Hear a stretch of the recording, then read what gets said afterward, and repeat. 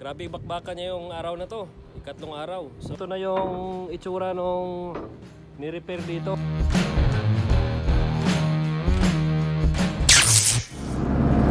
Third day. So nandito ako sa tugboat. Ayan o. Kukuhain namin yung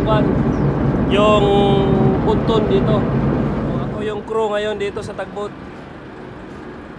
Pushboat pala, pushboat. Maliit. Pang shipyard. Ngayon kukuhain namin tong yan. Para ilagay yan dun sa gilid ng barko namin.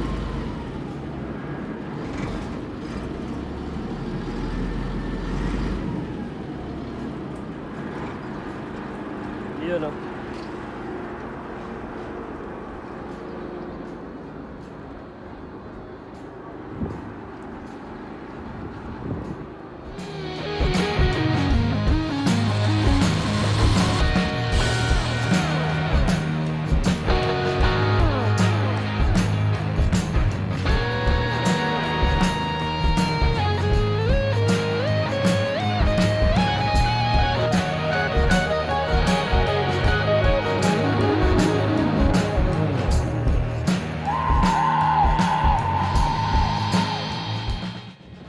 Grabe bakbakan niya yung araw na to, ikatlong araw. So umabot ng alas 8 kami ng gabi.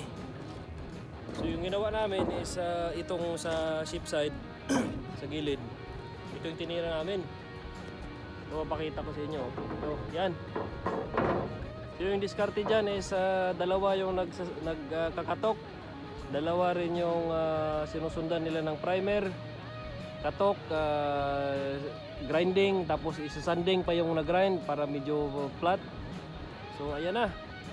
So umabot kami dito hanggang proa.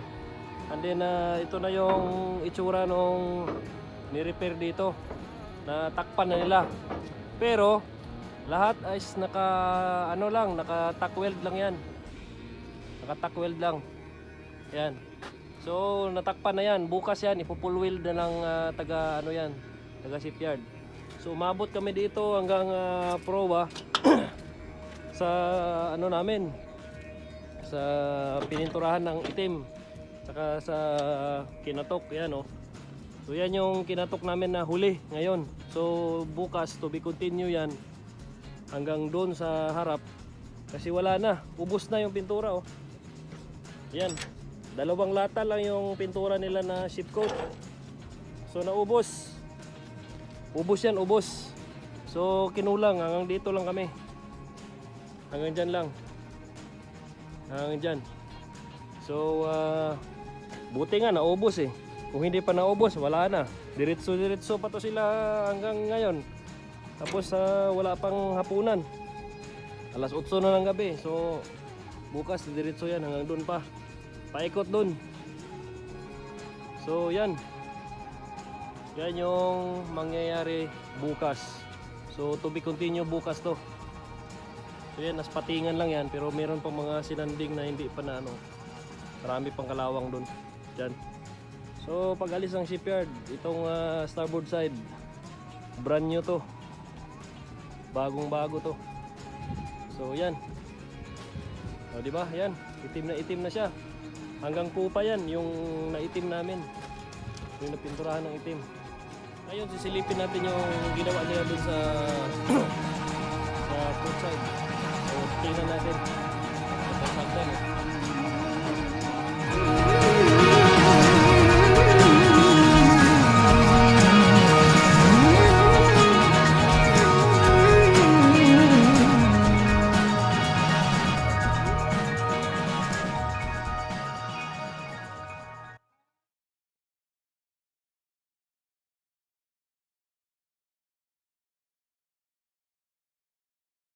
Ito sa taas, ganun din oh. Ayan oh, natakpan na rin nila. Yan na, bagong bago na. So yan. So maglalagay pa sila ng mga rim dyan, paikot. Saka ipo-full weld nila yan bukas. Tara, doon tayo sa kabila. Doon sa port side, silipin natin. Grabe. Umabot na kami ng alas 8. Ay, parang ayaw nang matulog eh. Kala ko, abutin kami ng alas 10, patay na. Disgrasya. So, ito yung dito. Bababa tayo para makita natin.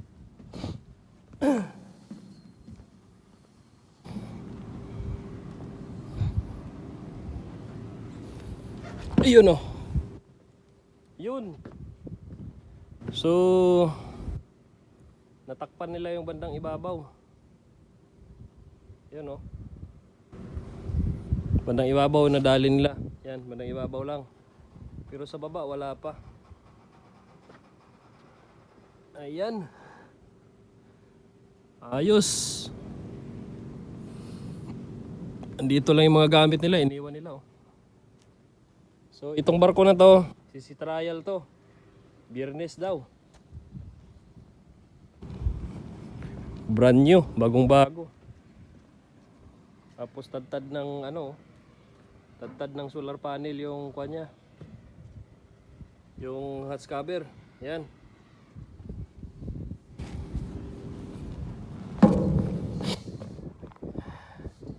So, wala na. Pahinga tayo. Balik tayo sa akomodasyon. Pagod na mga brad. Grabe, maghapon bakbakan. So paano? Ciao, bukas ulit.